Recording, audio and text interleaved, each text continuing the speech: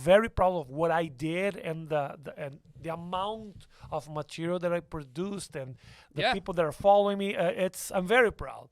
But after a while, what's the next challenge?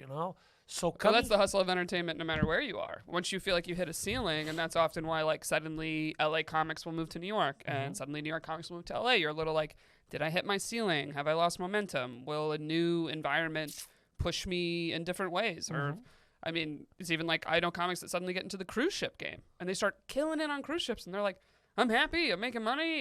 You you kind of, sometimes you just go where you're loved. But I totally get it, where you're like, okay, like time for the next chapter. Let me see what I can make happen if I move here. That's that. Yeah, that's what happened with me. I'm afraid that I'm never gonna be completely satisfied. That's the conversation I'm having with my wife now. She's like, "You are in the best club in America. You did festivals. You're probably recording your special soon. So what are you looking for? When is this gonna be over?" And I don't know how to answer that.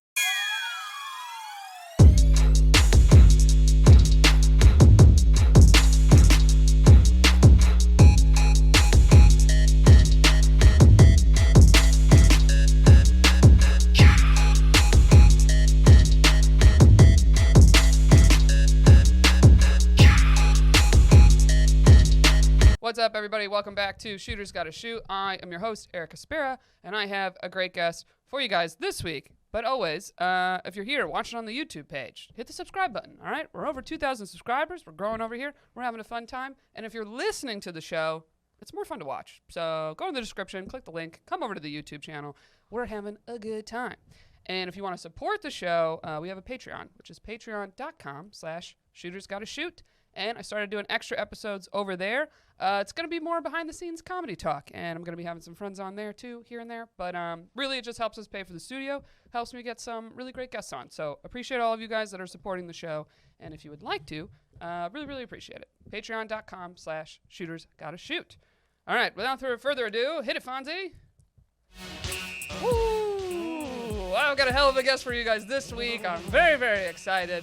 I've got the man OG from Brazil. Oh my God. Woo, got a Netflix special in Brazil in Portuguese, so you got to hit that translate button if you don't speak it. But he's very, very funny. He plays all over. I recently met him at the Comedy Cellar. Put your hands together for Rafi Bastos. Woo! Thank you very much. Oh, I love this song.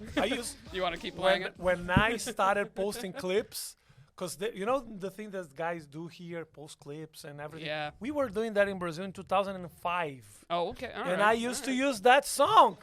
On all your stand-up clips? Yes. At love the that. beginning of my stand-up, that was the song that was introduced me to the stage. The first to tour, bring you up. and also the first tour that I did in the country, this was the song that would play when I was like going. Okay, on the stage. I thought you meant like in the background of your jokes. You're like, my wife is pregnant. It's like, dun, dun, dun, dun.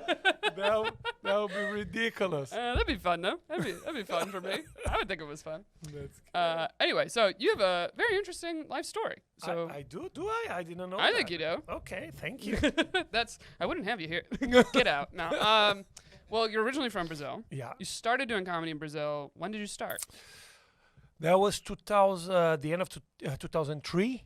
Oh, okay. So there was no stand-up when I got there. When I started, there wasn't stand-up. There wasn't a stand-up scene.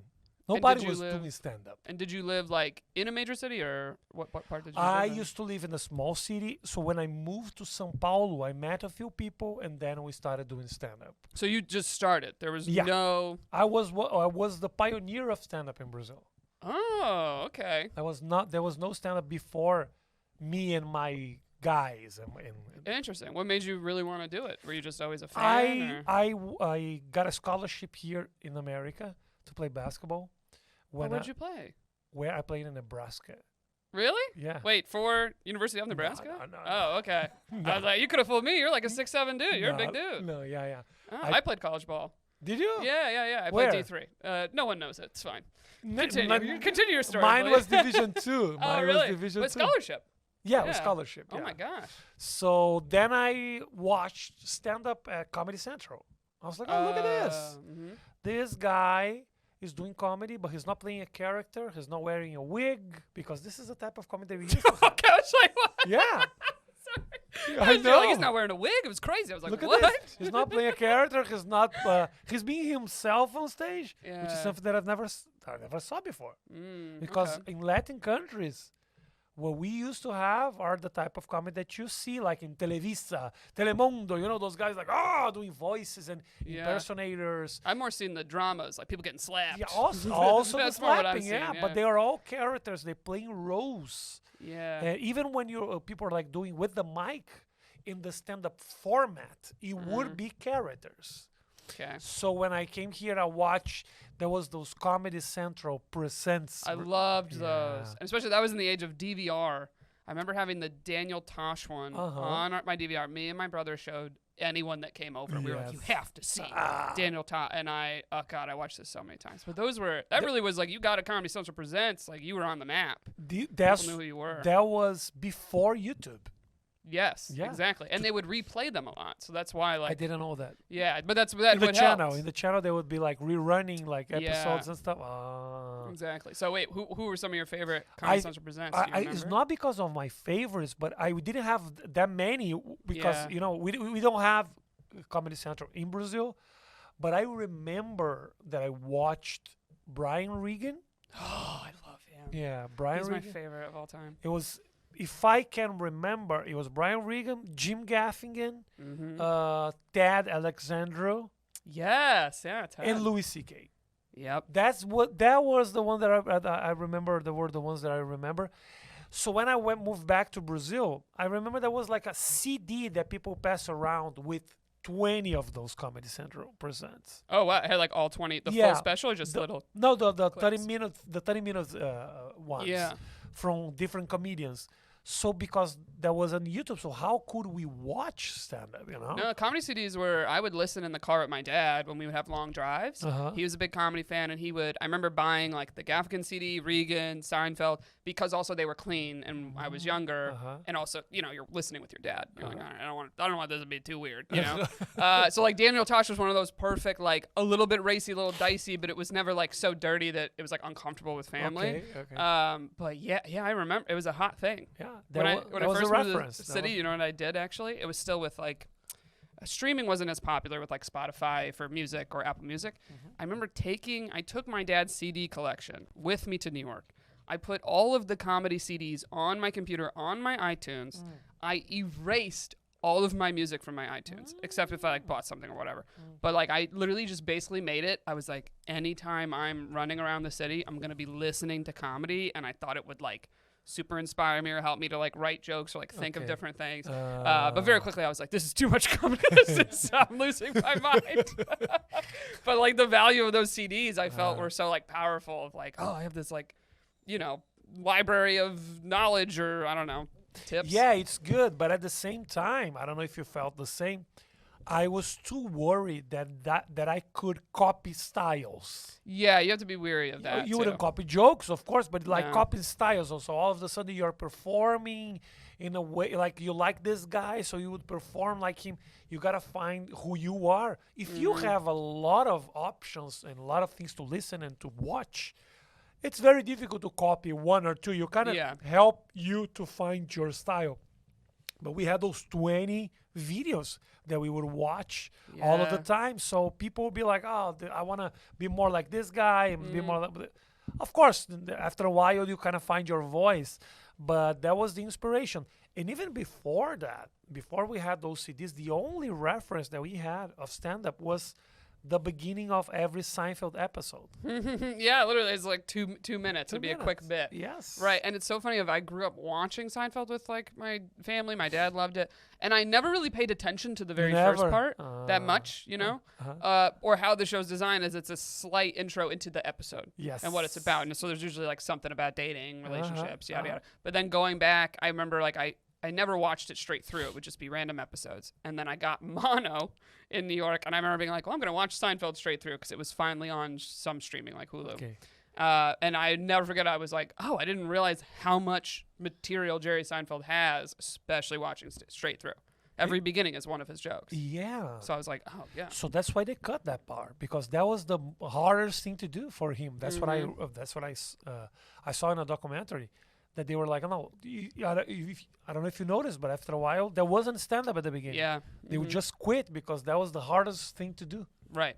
Exactly. That's how difficult it is to write stand-up. Oh, for sure. For them, it was better to do like a whole episode with stories and characters Yeah. than do those 2 minutes of stand. I did a talk show in Brazil. The hardest part was the monologue. The monologue for was sure. the most difficult thing. 'Cause Oh, you were the like monologue host yourself, or you had to write for it? no. I used to have a talk show. I Oh, wow. used to host a talk show in Brazil Yeah. for 2 years. And the monologue was, and nobody would pay attention. That was the saddest thing. They couldn't care less.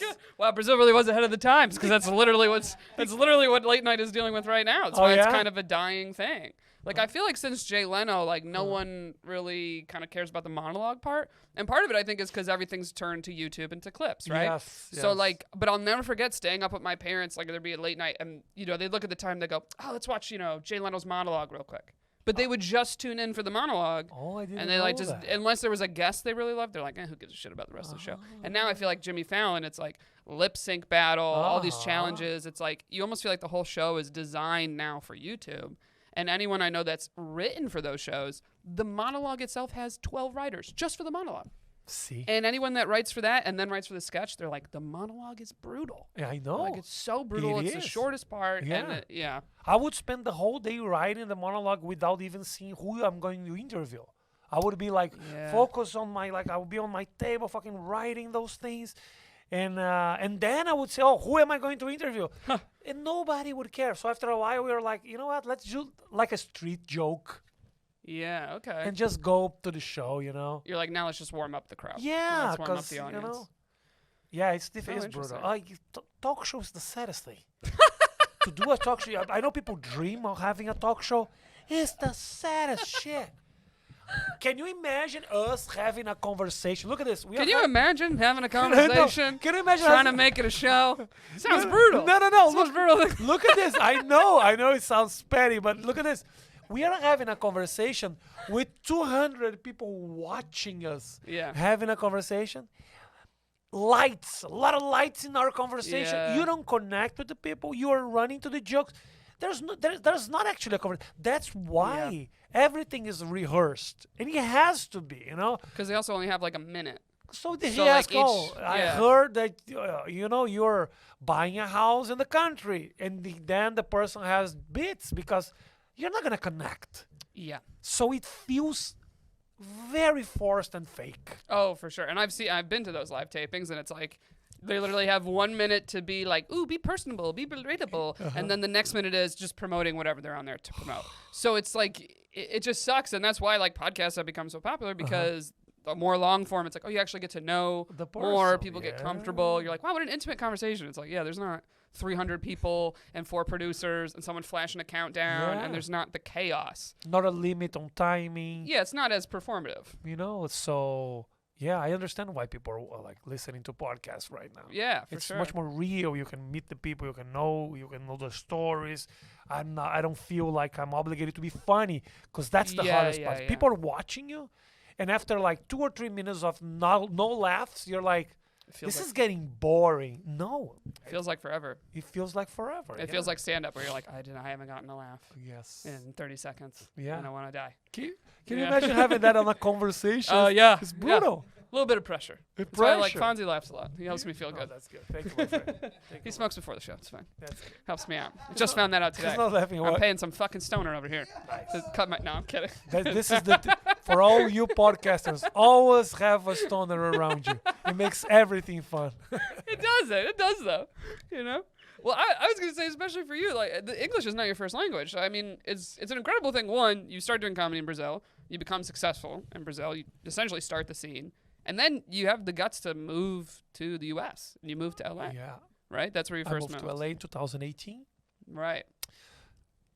But you play basketball, right? Mm-hmm. So the dream is to play in the NBA. Even if you're on the bench of the Minnesota Timberwolves, you don't want to be the best player in Nigeria. If you're the best player in Nigeria, you want to play in the U.S. because this is the dream. So coming here, I'm not saying that we are the Nigeria of comedy in Brazil, We have amazing comedians. It's just an example, okay? Because people would kill me. And I don't know. Maybe Nigeria is very good at basketball. Maybe I'm being No, bad with Nigeria now. I know what you mean because my dad actually played ball in college, D1, and a lot of his teammates, if you weren't good for the NBA in the U.S., they would go play overseas. Okay. So essentially, it's like, yes, they would make money, they'd have a nice life, they'd be doing all right, but they're not millionaires the way you're like a millionaire. I'm not in the even US. talking about the money, Erica, because I'm actually getting much more money in Brazil than I would get here. Oh, okay. Yeah. All right, so you're too good for America. No. Because it's not after a while. It's not about the money. No, It's I mean, comedy is definitely not about the money. Anybody looking to try to do comedy, it's definitely not. Money It's is for in the love of the game. podcasts. Money.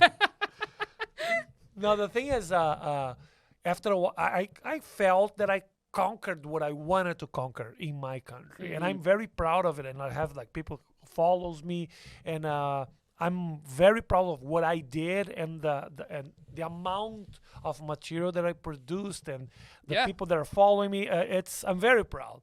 But after a while, what's the next challenge?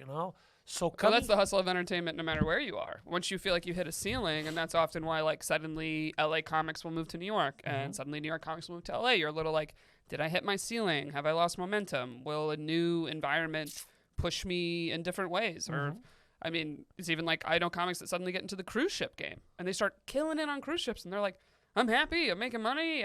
You kind of, sometimes you just go where you're loved. But I totally get it, where you're like, okay, like time for the next chapter. Let me see what I can make happen if I move here. That's that. Yeah, that's what happened with me. I'm afraid that I'm never gonna be completely satisfied. That's the conversation I'm having with my wife now. She's like, you are in the Basque Club in America. You did festivals. You're probably recording your special soon. So what are you looking for? When is this gonna be over? And I don't know how to answer that. Over like living here? Because she's also originally from Brazil, she right? hates this place. Wow. New York specifically? Or She hates New York. okay, I get it. She want to go to Brazil. She never lived in Brazil. But she is Brazilian, right? Yes, but she moved out of Brazil when she was 4 years old. And during the pandemic, we went back. That was when she actually met the country, felt finally she felt at home. So I understand her. Yeah, that's the conversation that I had yesterday. Is this becoming a little No, this therapeutic? is I don't know. No, that's good. We encourage therapy. You here would in never America. see this on Letterman. I will be talking about, the day that I lost my pants in the mall. Look at this. Yeah, Letterman's not even on the air, man. Yeah, I know. But in Brazil, just arrived. That's how old we are in entertainment. Yeah. But that's the conversation that we keep having, Because so let's back up a little bit more of your story. So you actually were married to someone else. I was first married to someone else. in Brazil. 13 years. Yes. 13 years. And you had your son with your first my wife. son, yes. Right. So I'm curious of how was that conversation when you were like, hey, I think I just want to go to LA and kind of pursue this dream, or were you splitting up at that point? Wow, that's good. That's good. That's pretty good. Pretty good. Did I nail it? People are probably like listening and they're like, that's weird that this woman knows so much about this guy. We just had one conversation. That's how deep we went in our first conversation. Yeah, I was doing my research, Rafi. I know. Yeah. So I was married, and she was actually like, I wouldn't say pushing me, but she was very supportive of me coming to America, because Brazil, it's a dangerous country. It's not easy to just walk around. You feel like my kid, he cannot go to school like you guys do here. Oh, he's just gonna walk to the school. That's not something that you do in a city like São Paulo, which is the big city. Yeah, it's dangerous. It's not that secure. You don't feel safe. So we are like, let's try. Let's move. Let's see how life is gonna be with us. Oh, so she moves with you. That was the plan. Okay. So I cleaned everything. I just like drop a few projects that I was involved, and I was like, finally, I was like, okay, let's go. And she was like, I don't know if I want to do this anymore. Really? Yeah. The marriage or the move suddenly? The marriage. Oh. The marriage. Spanish. Ooh, she was almost like, "Oh, he called my bluff." I was like, "Yeah, I really want to go to America." And then she's like, "Oh no, he really got his ducks in order to go." Or maybe she was like, oh, yeah, do all the paperwork, but do it for you first. And then you're like, when everything was going to. No, I was talking about you going, not me. Yeah. No, but that was what happened. But I'm very good friends with her. She was always supportive of this journey. Yeah, She it's very takes nice. care of my kid. She's very good friends with my wife now. So, That's it's- very rare. yeah, Very rare. kind of creepy. Not creepy, but I mean, I would say I would think less of a nightmare for you. No, If you were it's like, amazing. Oh, it's we can amazing. actually have everyone together, and there's not It's this. amazing. you We, know. we live in the same building. Oh, so she's here now. No, Your no, first no. wife is here now. I bought an apartment in Brazil. Oh, okay. So when we go there, we spend time. So it's the same complex. That My is kid nice. come in one apartment. He just go to the other apartment. This is how good it is. And I think it's kind of. This is a Latin thing, We are always around each other. This is. I'm Italian, and it's very similar. So Yeah, and so- it's also why we got a couple Puerto Ricans married into the family, Brazilians, like it's something they're like, oh, you got a huge big Catholic family too. We're like, yeah, get in here, like they just get it. It's Good. like it's interesting. I've had friends date Italian girls that weren't even from like as big of a family as mine or as tight of a family as mine, and it's so funny to hear them be like, I mean, how many times is this family gonna hang out? They're like, how many things do we have to go to? I'm like, all of them. That's what it is. And me and my family, I'm the one that goes the least because I do the work at night, the traveling for comedy. So like I'm always the one that feels guilty of like, yeah, I can't make, the 2-year-old birthday. I can't come up for, But do you like the to whole go to weekend. those occasions? I mean, it's more like I like seeing my family, Okay. and it's like, yeah, I mean, oh, do I have the time of my life at the 2-year-old birthday? No. No. But it's nice to catch up with all my cousins Okay. and see everybody Good. and. Yeah, you feel that you have a home, right? It's like Right, awesome. exactly. Yeah, and it's nice. I do have a lot of family that's near the city, so there's Good. been holidays and stuff. Like I've just gone there, like especially with Thanksgiving. We don't get much vacation time. I was working a day job. It's like, well, I get the day of Thanksgiving off. It's like, all right, I don't want to drive, 4 hours, but I'll go to all my cousins in Jersey. It's an hour. It's an easy Nice. something like that. Good. So So that's- that was is that nice. was what happened. I got divorced. It was 2017. So I spent the whole year of 2017 in Brazil because I couldn't just get divorced and leave the country. My kid needed to feel comfortable with the fact that his father is not with his That's mother very kind of anymore. So I stayed the whole year. How old was your son at the time? He was 7, Okay, yeah. 6, 7. That was when he was, 7 years old. I think he was. So I moved to LA in 2018. Mm-hmm. But I go back and forth every 2 months. I Yeah, go yeah. to Brazil. He comes here to visit me. I'm trying to make this as less traumatic as it could be. Right, you want to Because- be there, I want it. This is the hardest part. This Mhm. is the hardest part. I wish everybody was here. Yeah. My ex-wife, my kid, but it's Your ex-girlfriends, just all yeah, of the them. ex-girlfriend. yeah. Everybody, I that wanna- high school sweetheart. Get her a spot in the I building, wanna Rafi. Buy her an apartment. I Come just on. want a menage. That's what I. That would be amazing. Yeah, I was gonna say, how close are the two apartments together Oh. with your ex-wife? Yeah, they're getting That seems too a little. close. Seems a little. They're getting too Might be. close. I would be pounding on the wall sometimes. I'd be like, "Hey guys, can you knock it off? All right, some of us didn't remarry yet. Give me a little. I don't have to hear everything. Give me a little warning. Yes. But that's what I am right now. I'm living with my wife here, and she wants to go back. Yeah. But I'm trying to convince her to stay. The weather is brutal, Eric. I know. I mean, yeah. Not for me. I don't care, but I understand her. Yeah. The weather's brutal. We're not as sexy as Brazil here in America. it's We're not- doing our best, but You can imagine them you just go to a beach all the time. It's hot. Yeah. It's the weather, so it's difficult to feel comfortable. Then we are talking about maybe moving to Florida. it's like a kind of in between. Yeah, because then Situation? we would be in America, but at the same time living in the good weather. Mhm. People get depressed with this weather here sometimes. Oh, I know, and we know comedians. Yeah, take medicines and stuff. Well, I was gonna say, I don't know if you were at the table, but I think right before you sat down, people were talking about. Someone was like, "I just got blood work," and my doctor was being like, "You need to take vitamin D and this and that," and every comedian at the table was like, "Oh, you need vitamin D," because also like the job we have too, because we work at night. Yeah. Like a lot of times, like you're traveling a lot. Like a lot of times you're inside. There's no a lot of sun you don't even exposure, realize yeah. it, regardless of like the amount of sunlight in the winter. Mhm. But that was something I didn't do for years, and then I started taking a vitamin D pill. I was like, oh yeah, this does help. A It little bit. does? Yeah, I wasn't How? like severely depressed, but it's like Because of vitamin D, everything changed for you? it's like the number one thing most people are deficient in I didn't know naturally. that. That's why I mean, not Brazilians. You guys are just Yeah, but if I Out. live here, can you imagine my body used to having sun all the time, and all of a sudden, I woke up 30 minutes ago, Erica. This is horrible. So I understand her. It's 3 o'clock in the afternoon. Actually, 15 for us, Brazil. 15. Sorry, the correct number is 15. Yeah. Rafi almost didn't show up because I almost fucked that up. God forbid. That's why I sent you a calendar. I made sure you got here. Don't worry about it. No, it was good. So that's the discussion that we're having right now. I'm trying, and I even told her about Jersey. Oh, Jersey, you can have a house and Right, have more a space. backyard.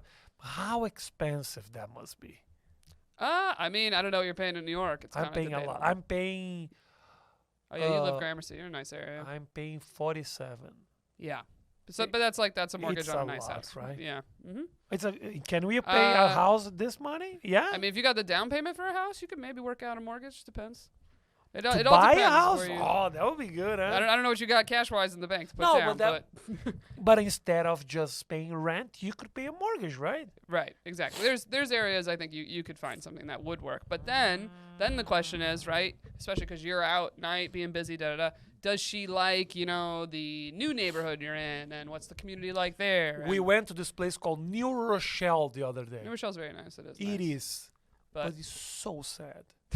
Oh my gosh, so sad, beautiful, and sad. But it's sad 'cause- fuck. Oh, nobody on the streets. I felt like Jason would kill me at Oh my any time. God. That was so horrible. And this is coming from a Brazilian person who was like, our big city, not safe, dangerous. And you're like, this fucking suburb is quiet, and It's I'm too going to quiet. die. It's too quiet. But hilarious, I grew up in a suburb way upstate, like Binghamton, New York, and which you definitely could afford a house there, right? But it's like, one, not a super diverse land. If you were like, where are the Brazilians in Binghamton? I'd be like, I got my cousin. I got that one guy. And actually now he lives in Florida. So I'd be like, yeah, go to Florida. I'll introduce you to my cousin or whatever. But it's like, it's not that diverse. But also it's like, yeah, it's not a town that there's like a crazy amount going on. However, it is great, especially to raise kids and a family. You got the space. It's affordable. Like the schools are really good. You don't have to pay for But also, can private you? schools. Also, I will have to be driving an hour to come to do a 15-minute spot. If you're in in- New Rochelle. You know, But a lot of the comics with kids, though, that is what ends up happening. Jersey or upstate, Giannis Papas is up there. Gary Veter just moved to Jersey. So it's like, it is a weird thing that it's an adjustment a lot of them end up making. But, yeah, usually they I'll just talk do to less Gary. I want to shows. talk to him. Talk to him. He moved to somewhere in Jersey. I forget He's where. a cool guy. I He's want very, to very talk to nice. him because He's got 2 kids now. He does. He just had another baby. Oh my god. I know. Which I didn't realize. I was like, you just have the one kid, right? He was like, no, the other one's like 9 weeks old. I was like, oh my God, congrats. I was like, oh shit. Do you want to have kids? Me? Yeah. I would like to have kids, yeah. But it is something like what we do. It's hard. You Yeah. feel guilty of like, or I imagine it's also very hard of like, if I'm doing comedy full time and I'm married to someone with, say, a regular day job, now me and my husband would be on different schedules. Yes. Of like, he comes Yes. on like, great, see ya, and then I go out the Uh-huh. door. And also, it's like, well, that's not great for like our Mhm. relationship. And then Yes. you put a kid stress on top of it. It's like it is a lot. But that being said, I would like to have kids. Yeah, it's like if everything lines up, and And if you date timing's someone right. that is also a comedian, that would be hard. You need a nanny. I mean that we've just stopped considering an option. Okay. We've learned that lesson. Okay. We've learned that lesson enough times. I know it works for so many Wow, others. there's a Has lot of not pa- worked. A lot Has not of worked for a me. lot of past in that remark. Yeah, you can interview me, Rafi, if you want. Get into it. I'll get deep. We'll have some therapy with me. / I might break the rule for a different 6'7" Brazilian comedian. I might. You might convince me. I like to dance. Let me. Why you? I get 3-step. I don't know. I'm just throwing it out there. Dance. If you know anyone, Rafi, I'll meet him. Erica, let me ask you something. But do you think it's because of the way comedians act in their daily lives, or is it just because of the scheduling thing that it becomes hard. Okay, I think it's several reasons, and this is not knocking you because you sharing your Please. story. It sounds like you are a good father. You care. I am. I am. It sounds like you have your shit together. Can I say that? That's the number one I do. thing. I do. You know, we all know comedians that we I go, oh, hilarious. I don't even- drink. I don't use. Oh, you don't drink? Yeah, I don't. Oh, I didn't know that. I'm better than you can imagine. Okay. I'm a very good person. Well, I meant just like you know, we know comics that like they are doing well financially, they are being successful, but like there's just kind of a like growing up to them that they haven't done yet, or they don't have their shit together of really planning for the future in like any way, shape, or form. Okay. They're a little too like, whatever, or go with the flow. And I'm like, I need you to have a little bit of a plan, you know, especially like, hey, you want to have kids? That's like, okay, for real, what are we doing? But what would be a plan? Just we are gonna have kids in like 2 years. This is what you want to hear, or maybe we will have kids. I think a big part is like I don't think I'd want to have kids and stay in the city. I think that'd be very, very hard okay, having this- young oh, kids. I just have my wife here with me. Here. Oh my gosh! Please never meet my wife. You're just gonna reinforce every. That's exactly what she's saying to me for the past. Oh, because 6 she wants to months. have a baby. She doesn't want to have a kid in New York. But you're thinking about having another one, so that's part I of the want to have conversation. another one. Yeah. And I think she does. She does want to have a kid too. Mm. I want to have a kid, but I'm sorry, I interrupt No, you. no. I'm you're totally fine. sorry. It's a combo. It's okay. So You're doing great. Second language, Okay. killing it. Okay, I'm very proud actually. You should be, honestly. So you think it's more a maturity thing. A lot of times it is a maturity thing, and it also is a settled down thing. And you know, the third part, I mean, I think a lot of it really is it's coming from my financial look of like I'm the one in the career that is the up and down, and you know, but it's also at the relationship level. Let's say nothing financial. The relationship level, I've seen it with all my comedy friends that are couples. There is like a lot of times there's like indirectly like that little bit of that competitiveness. Oh yeah. Like and it's so hard of Wow, your that's- partner gets something, gets a big Uh-huh. accomplishment, right? Or say even a smaller scale accomplishment of like a late night. I did a James Corden set. Great, right? That's an And you accomplishment. did great actually. Thank you. It Oh, was awesome. you looked me up, Rafi? I watched you because I saw you doing the herpes thing in New York. Oh yes, I wanted to talk to you about that too. Okay, we'll get to that in a And second. then I was like, I saw some you posted something about that bit, and then I searched for the whole set. And you Yeah. did great. Oh, It was thank you. awesome. It Thank you was so awesome. much. I Congrats. appreciate It it. was awesome. Share it to all your hundreds of thousands of followers. I will. I'm I kidding. will. I'm kidding. I'm kidding. I'm I just teasing. will, I'm I just will. like, help me. No.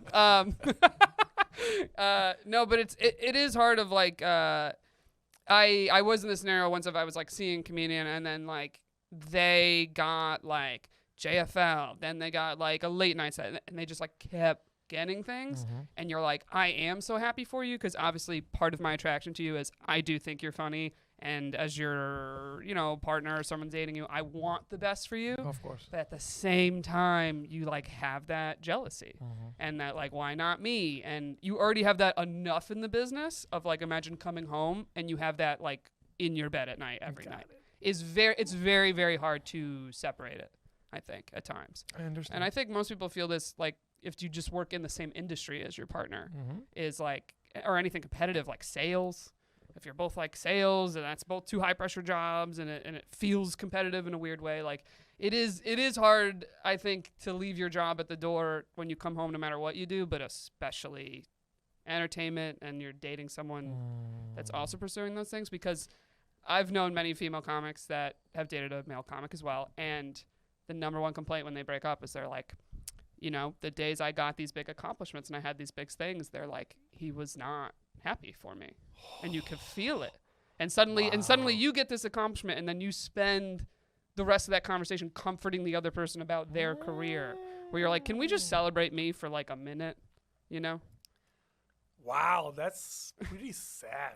This is a common truth between men and women, because how we're raised, women tend to be raised to be more of like the cheerleader and the supportive and that kind of stuff, and men are raised to be the provider and the quote successful So you one. think that happens more when the woman gets the opportunity and the man gets a little jealous than the opposite? Because it can happen. The opposite can happen too. It can. That's why I'm saying I just think it's more rare Okay. that I see men in general that really are these cheerleaders of their wives, Okay. regardless of what their wives do. Uh-huh. Like, I don't know if you know Alexis Guerreros. Oh yeah, I know. Yeah. Great dude. Him and his Yeah, I wife. know I him, love yeah. their marriage, and you can tell they really are so like root Okay. for each other Okay. and support each other. And he's been on the show openly talking about he lost his job, the breadwinner switched, and he was so like, I love my wife and I like cherish her, and I wish she has all this success. Like, and he had no animosity of like not being the breadwinner anymore. Okay. But I was gonna say, think of it like this though: of comedian couples, I hate to say this, but how many is the woman more successful than the man? I'm thinking about one. You got one? Yeah. Natasha Leggero, is that the one you thought of? Two now. Oh, okay. All right. Who's the other one? I love Andy Haynes. He's the best. But Andy is Rosebud, very, very funny. Rosebud is killing right now. But if you look at Rosebud's resume, she's she's writing for SNL. She's had. I think Andy's one Comedy of the Central best special. joke writer that I've seen. But she is living this hype now. She's awesome. She's amazing. Yeah, she's great. She's had heat for years. Yeah, she's doing really, really well. That is one actually that slipped through my mind. But you see how like rare it is. know. If you just go and this is not a knock to anyone being funnier than anyone or da da da. And obviously at the end of the day, I don't know people's financial situations, but you just go based on like the list of credits they have, or even like who they're opening for. Like Joe List, Sarah Talamash, both so funny. But like Joe for a while was like touring, opening for Louis, and then he's got the Netflix thing and this and that. Like, and you see that steamroll, and obviously you're happy for that person, and I love Sarah, and I think Sarah's hilarious too. But I'm like, I imagine for her it also is hard sometimes, where you're like, okay, I'm happy for my partner's success, but you're also striving kind of towards the same thing. And especially, I think it's very hard, and this is why like dating in this industry is very tough. I'll never forget like being young in comedy, and my biggest fear was like, I don't want to date someone that's so far ahead of me, because if I get anything, people will think it's because I'm dating so-and-so. Yeah, that can happen. Yeah. Right, you know what I mean? And then it makes other comics at that level be like, well, I don't need to help her. It's your girlfriend. You help her, kind of vibe sometimes. But it's like, I basically I planned for like the cellar. I was like, I want to walk into the cellar. I want to walk in there. I sit down at the table, and I don't want it to be like, oh, here's 3 dudes you banged. You know what I mean? Like, I was like, oh, I would hate that. I would feel like so inferior, as opposed to like, okay, I got here like without messing kind of with this standpoint. There's places that you would never get without doing well. Right. Yeah. That place, people you wouldn't matter if you bang this or bang that. and also, it is true. And also, but I've seen it the other way too, of like, someone works a club consistently, suddenly their boyfriend or girlfriend starts getting spots there. And it partly comes from you're hanging around, you come watch your partner set, so it's like, I have kind of seen it both ways. My wife now has a YouTube channel that is doing pretty well. Okay. Really, really well. People just arrived. I would say that people arrived in her YouTube channel because of me. Now every time I show up on her videos, people hate me. They don't want me there. Oh, they're like, get out of here. Does Yeah. she do like, is it like fitness or something? It's like she tell her about like New York, and then she shows to Brazil. It's in Portuguese, okay? Oh, okay. So it's like she a showed tourist and a little bit about her and her family, and she did a hair transplant, and she tells about that. Oh, she did one for herself. She did. Oh, interesting. Wow. Yeah, that's being very open. Yeah. Wow. No. So it's like her own little kind of reality show. Yeah, a little bit. Hilarious. They're like, we're invested in your life, but we don't want to hear about this fucking husband. They don't want me in there. It's like, this is the Real Housewives and I just thought you. I That's thought all it we was want. amazing. But I kind of opened the gate, I felt. Right. But then she conquered it. The thing is, it doesn't matter how you got the exposure or the opportunity. Are you good enough to keep working? Because if that relationship ends, you're gonna be I think the saddest thing is that when you're not talented and you're just doing those things, I think it's even harder for that person than for the person who never got any opportunity because never had a relationship that could work, that could help them. Being stuck in a relationship because you're not talented enough to grow as a performer or as a entertainment person, I think that's the worst. Yeah, true. Did I agree with expect that my English? No, you did. Who's another example of something kind of similar is like Krista Stefano. His wife is a fitness instructor, always has been, and always was, making her own fitness videos. And then the pandemic happened, and all of them went remote. And it's like her following has indirectly grown a little bit, partly due to his exposure. Uh-huh. But also it's like, yeah, if I'm someone like that's really into fitness videos and I'm following her, that might not cross over to like, I'm also a fan of this comedy. Totally, You yeah. know, but it's the same thing that's like, hey, I'm sure that's helped give a leg up. And when you're in a true partnership of you want them to do well, you're like, I'm more than happy to Of help promote your stuff the course. same way like we promote our friends. Like anytime my friend has a special, I'm like, hey, here's the link, like go watch it. Like, hey, if you're a fan of me, you might like my friend Ronan or, you know, whoever. So it's like, I get it. It's like you want that help And now it's important for performers.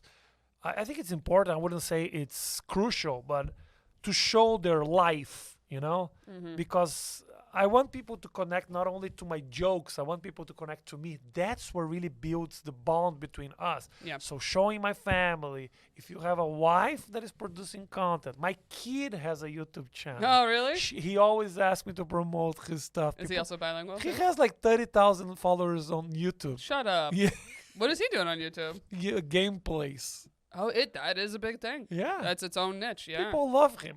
Wow. Is people he love- also bilingual too? So he does Portuguese and. No, he just does Portuguese, but he speaks English. Oh, yeah. okay. Yeah, because you said he's here now with you, right? Yeah. Right now. I'll show you after the interview. He was That's on my great. podcast Oh, really? for 1 hour. People are like, look at this kid. He's so smart. I think he was smarter in the podcast than he's in real life, actually. He's not that smart. I watched. I was like, I was like, what do you want to change in the world? And he was like, I want racism to end. I was like, you never talk about race at home. What's going on here? It's like you're rehearsed or something. Apparently he's talking about race on Twitch and YouTube. Yeah, His maybe. game and he's like, people call me bad things, Dad, and I would like it to end. They find out I'm Brazilian and they just go to town. They don't. Yeah. Wait. So you brought up an interesting thing that I forgot. That is the first time I met you. Really, was at New York Comedy Club. Yeah. I ran my 5-minute set for Corden. I didn't know. And I you had was- my herpes jokes, yeah. and I came off, and you thought you're supposed to be right after me, and yeah. someone else, you grabbed me, you were like, oh my gosh, you're like, I wish I was right after you, and you had a cold sore. A cold sore. Right, Oh, but my you were mom. like, oh, I could have had a great riff about herpes, because I have it too. And I remember thinking to myself, I was like, oh, I'm curious, like, in Brazil, do you also just call cold sores like herpes? Like, you treat it as if it's the same? Herpes. There's no cold sore. Cold Yes. sore is just like you minimizing a virus. Thank you. Okay. All right. Finally, someone's speaking on this because I've Yeah. talked about it a little Yeah. bit. Not being like, you should, like, how dare you? But it's just like American branding has kind of been like, oh, culture. No, you're fine. That's not a big deal. Uh-huh. Herpes, big deal. Oh. Big, huge deal. Pink You're a whore. eye. You know? Pink eye. You say pink eye. Looks so, like so soft and there's nothing. No, don't come close to me. 'Cause I'm going to get that shit, Yeah. So, yeah, I had you kind of have herpes, Who? No, like people have. I think one of herpes, like 95% of the population. It's a very high percent. It has gone down Do you because say like, that on your joke? what? The 95% of the population? No, I you- think U.S. stat last I checked it was like 85 or Okay. 86, but it was like quote if you include cold sores, which it's like we said, it technically is Okay. the same thing. Uh-huh. I think the number has technically gone down. Of like one trend that stopped was because people so often had cold sores, it was like very very common, and part of it too would be adults like kissing babies. And so that's something that like culturally has changed a bit in America. That Okay. was kind of like, hey, you shouldn't be like kissing babies, partly because of germs, but mainly because of like cold sores and herpes. Got it. So there are plenty of people, especially around maybe my age, in the U.S. that do have type 1 herpes, Okay. aka cold sores, but like they've never had it actively, so they don't know. Okay. And then it's like, oh, they might get blood work done, and then suddenly the doctor's like, oh, by the way, you have herpes. And they're like, excuse me? Like, I've never seen it, blah, blah. Uh-huh. And if it's the type 1, which is the type I have, a lot of doctors dismiss it and go, you probably had cold sores as a kid. Like, don't worry about Uh-huh. it. So that's also why it's like weirdly often treated different. Got But it. I have that type, but I have it like on my genitals. You do. So it's like, well, I don't have the pleasure and the ease of just going, it's just cold sores. Uh-huh. You know what I mean? Like, people don't believe you. They're like, no, this is herpes because it's on a vagina. Like, it's a weird fight I've even like seen people having on my jokes in the comments Okay. and stuff like that. A They've been- huge discussion about herpes. like, and- seriously, there's so many comments of people like going off and being like, or some people are like, of course you're saying it's not a big deal because you have it. Or other people being like, no, cold sores isn't. And then people are arguing. They're like, no, it's the same thing. Uh-huh. And then people are like, nah, but she has like the other type of herpes. And I'm like, I don't say which type I have in the joke because I'm trying to make a point of I'm like, it's the same thing. Okay, so let me ask you something. Talking about sex, now that you say Okay. that you had a genital in the mouth, I was thinking about this the other day. Do you believe? Okay, some people. Do you? Let me try to phrase this question. Do you believe that there's actually two type of orgasms? Two types of orgasm. Yes. Like a male and female. No, no, type, no, no, or no. Like Woman. a woman you can have have a- two different kinds. Yes. Do One. you mean like what it's from? No, the sensation Hmm. is different.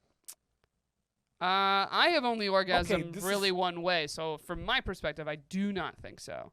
But what I'm imagining from this question is I'm like, oh well, maybe there is two different types of like if you can get off vaginally, maybe via like the G spot or fingering situation, Yes. versus like basically clitoral play. Clitoral. Yes. So I think maybe should we Okay. Google? Can we give us a Goog?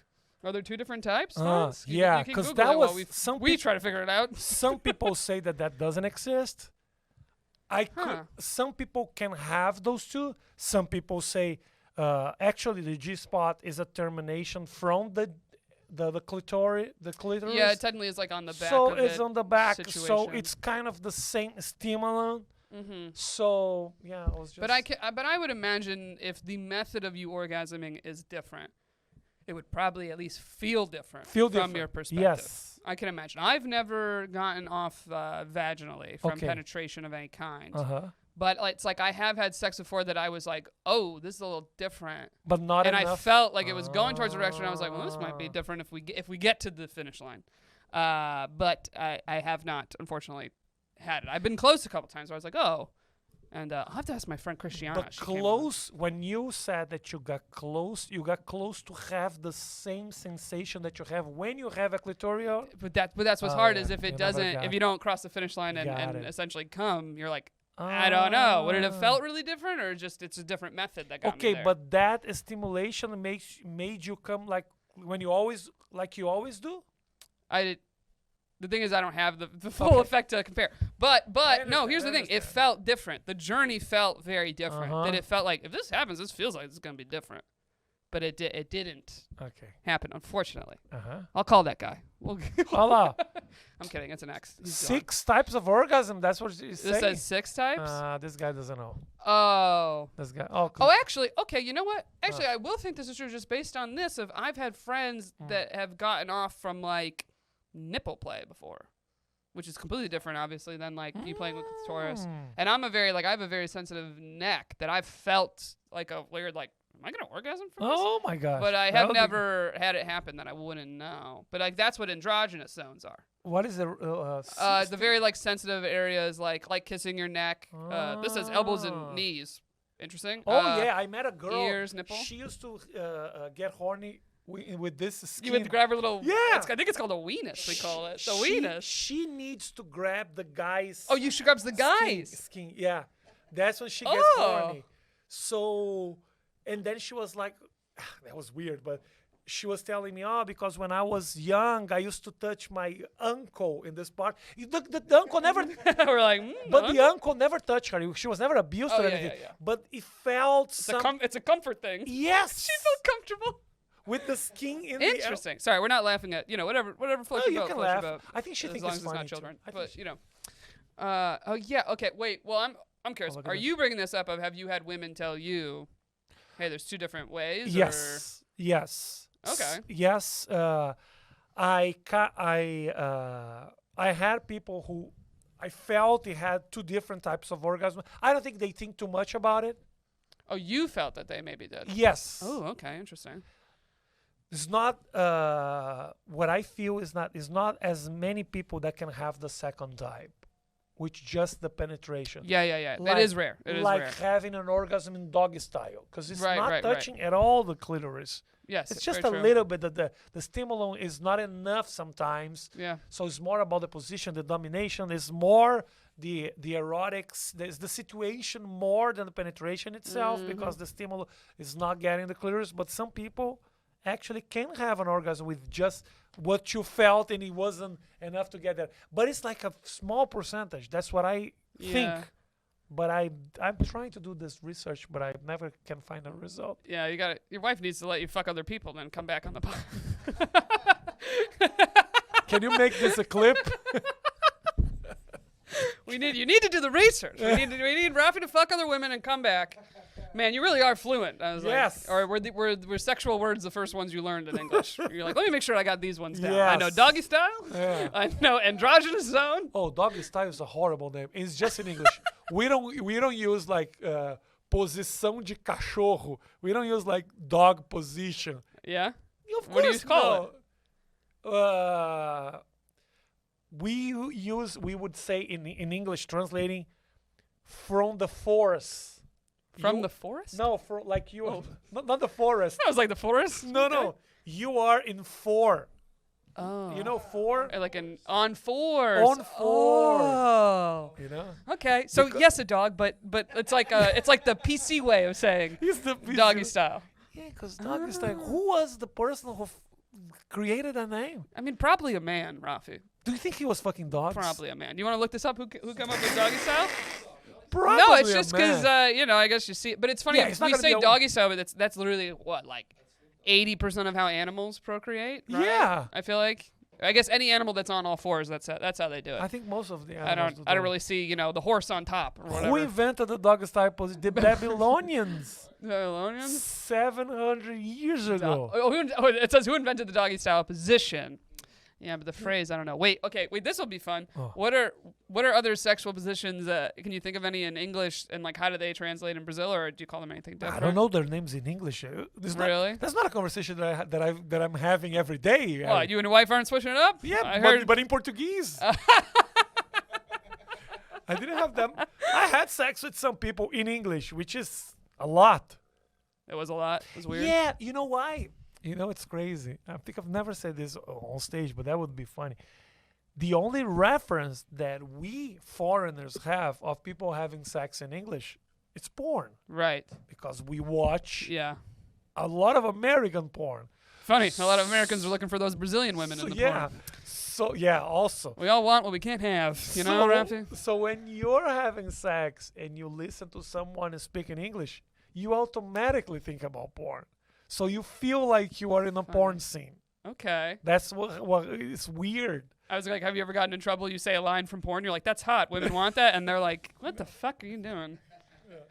Because hilarious if I've had moments with men and then like gone to guy friends, I'm in like, he did this. That's weird. And they go, he watches a lot of porn. Like they were like, he got that from porn. Like they were like, don't worry about But it. what would be a bad sentence to say in the bed? Ooh. What would be weird to That's a say? good question. I mean, this is hard. It depends on the woman. I feel like I always advise men if you're going to dirty talk or talk about a woman's body, Uh-huh. a lot of times it's like not specific is almost better of just being like, you're so sexy, you're so beautiful, like things like that. Where I've known some women get conscious of like, they've had men maybe like grab a part of their body and be like, oh, I love this. And then it's literally like, it's a part of the body the woman is just self-conscious about. Which funny I've had the opposite of like, cause I've, gained weight in the past couple of years with COVID. And the last like guy I was like with consistently would be he actually would grab near like my hip a little bit. And he would just be like, God, I love this. Like he'd be like, oh, you're so hot. Like right there. And it was funny if I was like, oh, funny that I was self-conscious of like gaining weight in whatever area, and then he was like, oh, I think it's so hot. Like he was so into it. And then it made me be like, yeah, I'm fucking hot. Yeah, check out these zips. You know what I mean? Like Let's get a hamburger. It gave me like a little. Let's get a hamburger after Right. this. Yeah, Just like, yeah, I'm exactly. gonna relax now. Exactly. I know. I was like, oh, this guy's gonna try to fat me up a little bit more. Maybe you might. You never know. So it's hard because it literally is like, God, it's a very depends on the person. Okay. Even just do people like to talk is a whole nother question. Oh. Like I feel like that's step one is just like, do they want to chant? You know? If anything, I'd be like, Rafi, just fucking speak in Portuguese. It probably sounds hot. So do you? I'd be like, I don't know what he said, but it felt cool. Okay, but do you have to make an agreement with the person if you're gonna say talk or not, or just talk a little bit to see if the person feels? Okay. Yeah, a lot of times I feel like it's almost like getting a chicken. Like even if both people like to dirty talk, usually there's a weird like who's gonna like break the ice. You know, who's gonna start it? Like I've definitely told this story on here before. The first guy that ever dirty talked me came in way too hard and hot. He called me like a slut out the gate, and I was like, did he just like I was a little like, did that just happen? And also we had just started. I was like, we just started. We're not on all fours yet, you know. or whatever we call it.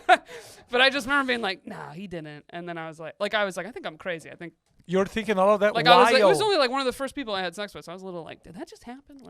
So like we continue and then. But the thing of you thinking about, did that just happen? Were you thinking that while you guys were having sex? Yeah, like I was like, did I? Like you kind He of was fucking her like, I don't know if he actually said that. Right, a And little we're part of me "Oh was my like, did God." he? Am I like, especially if you're like a little tipsy, you're like, I don't Okay. think so. And then later he like called me a whore, and I was like, oh, he definitely. I was like, that was him both times. Okay. And and I'm pretty chill. I was like, I guess this is what he's into. But I did instinctively just go, yeah, I don't know what you want me to say. I broke the fourth wall. If I was like, I don't. How do I respond? Like I was like, what am I? And then he just didn't say anything the rest of the time. I think I think you nail build on those, Well, you would think, the that freedom was a to pretty. say those things. I felt it was a bold open. Yeah, Pretty yeah. bold open. Usually it's a little like, you like that, this, little, because dirty talk, what's nice is it can indirectly be giving someone directions If the in person a sexy way. if the person said you're a slut in the first time you had sex, I think she's just having sex to call you a slut. He thought you were. He's like, I have proof. He was like, I finally have proof. guys, I'm gonna prove that this girl is a slut. Yeah. I'm gonna have sex with her, and then I don't know. That's too much for the first time. It's a lot. Yeah. Bitch is good. I think bitch is not as bad as whore. Whore is worse, right? Or it's pretty, it Yeah. just feels outdated. Even slut. It's like, America probably is behind on Brazil in this, but I feel like we've come in the past handful of years of being more like, yeah, women have sex and it's fine and it doesn't make them whores and sluts. So, like, I don't hear that language used in general Got the it. way, like, maybe I used to, like, growing up in, middle school or some shit. I feel that there is a kind of a difference between having a sexual relationship in like my country and in America. I feel Yeah, probably. I feel that it's a little different, Yeah, like, do we have time, Fonzie, for me to ask another question? I don't know. I don't want to. Start to wrap it. Okay. I am very curious of, like, you have a son, raising a son. Like, how were you raised in Brazil with, like, sex and conversations about sex, and how did you I just had a talk to your son about I it? Is it just- open? Is it like, hey, this is going to happen one day? I just had a great conversation. Yeah, that's I just had a great conversation with him last week. Okay. My kid is 12. Yeah, that is the age, Yeah, I feel like his peers are talking about his friends, a joke here and a joke there, and I felt that it was important for me to have this conversation with him. It's not something that he cares too much, because Yeah, he's he's more still- into video games. He's yet to be like, I really want to chase women, but It's you gonna- know it's coming. It's gonna take a little time for him to get mature enough to care about this, but I thought it was important for him to know.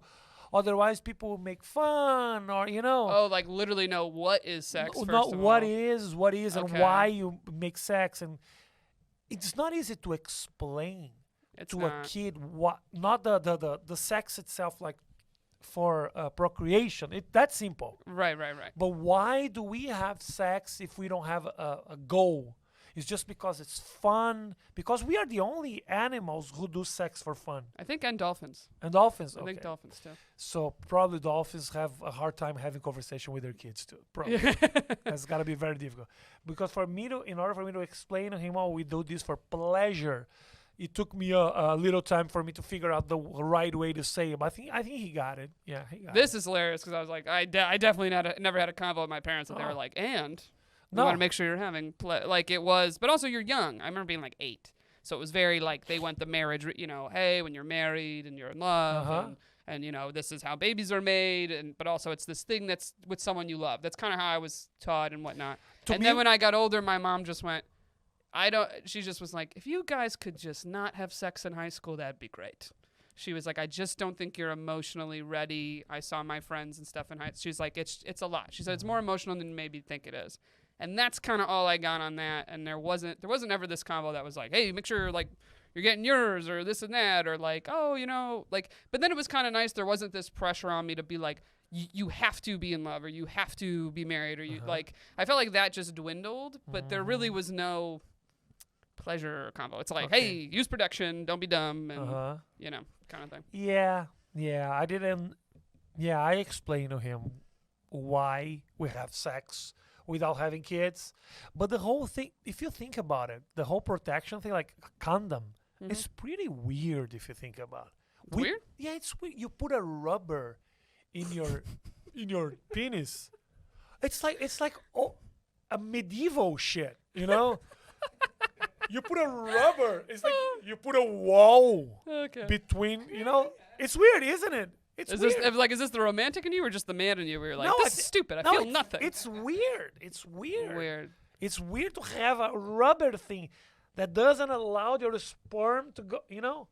Mm. And also, like, yeah, the whole conversation about pleasure is, it's difficult for people even when they are adults. Very much so. And also, I mean, I get even further. It's like also the conversation of like consent, and I feel like that's something that also is a new wave in America. That's very like, hey, like to young boys, it's like they just need to be told like, hey, listen, like you need to make sure the other person is comfortable and they for sure want to do this. Yes. And I feel like the big point is just going at any point if they want to stop, you stop. Like And this is a be aware of your partner. It's not all about you. You know what's to both people. You know what's 'Cause- crazy? This is a conversation that we are gonna have for the rest of our lives. Yeah. Think about it. When you're married, you're talking about how many times you guys are doing, what's the availability that you guys have to do it. So sex is always something that you have to talk about. Right. It Yeah. becomes natural, the act itself. But after you get married, like, oh, am I attracted to your body? The guy got weight, he got a little fatter, and I'm not, how do I say that I don't feel that I think he changed? Well, I mean, if you figure that out, let me know because I talk. I think that's something that's very, very tough for I people. know. But it's also attraction comes and goes in long relationships, and That's sad. but I mean, but not like in an Oh. extreme way. But it's a thing I've had friends being like, they're like, I love this man. They're like, but right now I just do not want to have sex with him. It has nothing to do with him gaining weight or them get like. There's a weird kind of just ebbs and flows, and sometimes it's just the stress, especially if you have like young kids. But it's very like you ever heard this saying? It's like if you're not having sex or you're having bad sex, it becomes like. It's something like, okay, in a relationship, they're like, sex is only like 10% of the whole relationship of like what's important and what you have going on, the real connection, right? But then they go, but then if you're not having sex or the sex is bad or it disappears, then it becomes 90% of the relationship. So it's like if you don't have it, suddenly the whole thing flips. But like if you have that and you have those open conversations with your partner and you try to make sure like, hey, we still have our time together, you know, and send your son back to Brazil. Like you're like, all right, we're good. Hard. That's you know, the past month is hard because he sleeps. We sleep in the same room. We just have one bedroom. oh shit, oh wow, Yeah. yeah, you gotta get him a girlfriend. I will. Kidding. An American Introduce him to one. me. No, An I'm kidding, American, I'm an kidding, I'm American kidding. That's so one, so creepy. he gets a I'm citizenship. kidding. Oh, okay, all right. Anyway, we do have to wrap. I've had so much fun talking to you. You It gotta was come on awesome. again. Thank you This was very great. much. It was And awesome. where else can they look you up? Or do you have a YouTube channel where you want? Just my Instagram at Rafi Comedy. Rafi, and you're going on tour soon. I'm also all over the I want to US. do it. Yeah. I'm not. I'm starting to figure out what am I gonna do. But follow him. You're posting. You can Yes. fill out like what city you live in. Rafi Comedy. on I've seen Instagram. Rafi. He's so funny. So Thank you very much. I'm very excited you for too, you. You too. Yeah, thank you You're very awesome. much. Yeah. Thank you very Introduce me much, to a guys. man, Rafi. I will. Anyway, no, thank you guys for listening. You can follow us at Shooters Gotta Shoot Pod and Rafi at RAFIBASTOS. Yes. Look him up. It's in the description. And check out his wife's YouTube, his kids' YouTube, his fucking YouTube famous family, apparently. Anyway, we'll see you guys next week. Thanks.